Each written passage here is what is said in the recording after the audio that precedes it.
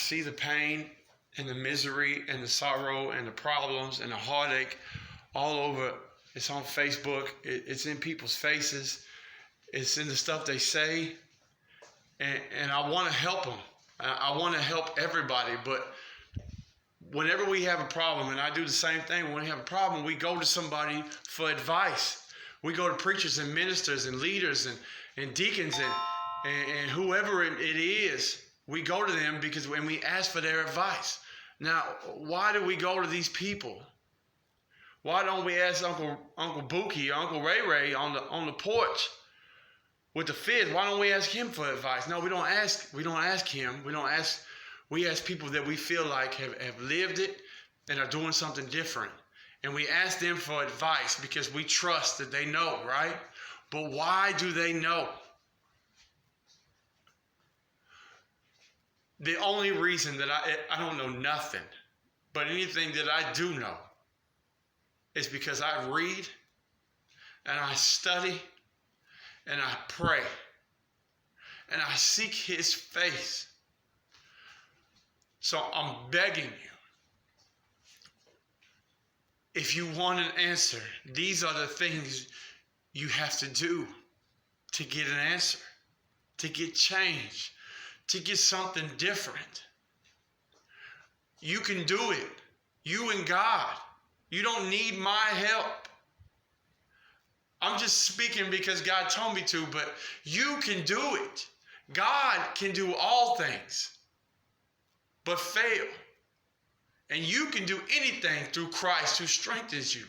So here's what we go to those people. Why? Because they read their Bible and they pray and they have a one-on-one relationship with Jesus Christ. So I'm trying to tell you, what you do in private in your own time affects who you are in public. Remember that. What I do in private is who I am in public. What I do in private is who I am in public.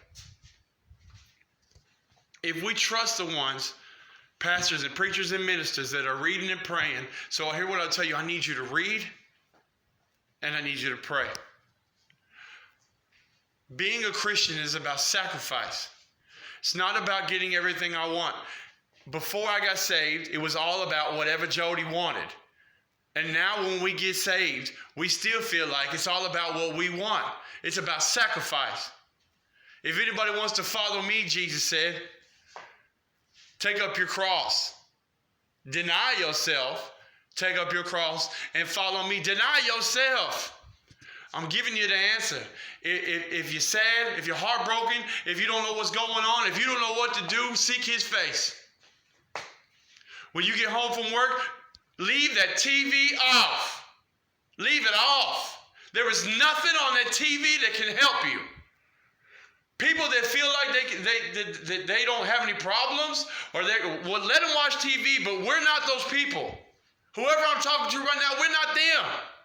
When I get home, I have to seek his face. When I wake up in the morning, I have to seek his face. All day long, I have to keep praying in my head. You know why? Because I will fall back into my old way, so I seek his face.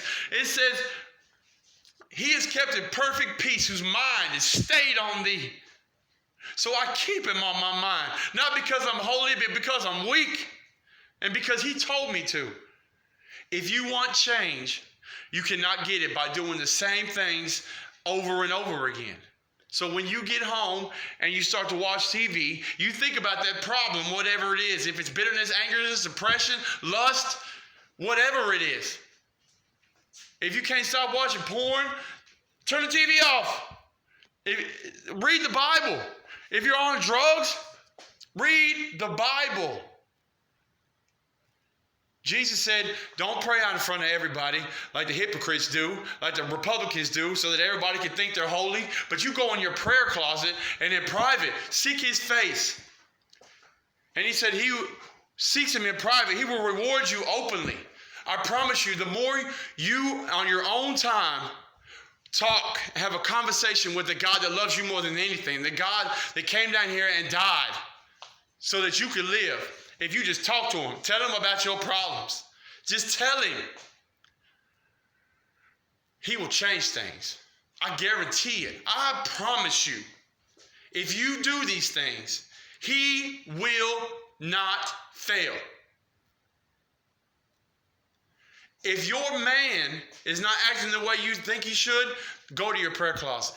Make one if you don't have one. I know people that say, I don't have, make one. It could be a prayer bathroom. It could be a prayer bedroom. I don't care what you call it, but go someplace where you're alone and talk out loud to the God that created everything, because he can change anything. I'm trying to give y'all the game. This is the answer. And then at night, when you want to sit on the couch and watch TV, turn it off, go to the table, get your Bible open, get your notepad, read it. Because even if you don't want to, it's not a sacrifice if you love doing it. Every time I read my Bible, it's not awesome, but I do it. Most times in our life before we found Christ, even when you're still looking for Christ, we did whatever we wanted to do because it felt good. But usually when we do what feels good, it's bad for us. So once let's try doing something that's good for us, even though we might not enjoy doing it at the time. And I promise you, the more you would do it, the less times it will not be enjoyable. I love reading my Bible, but it wasn't always like that. I wasn't always just thrilled.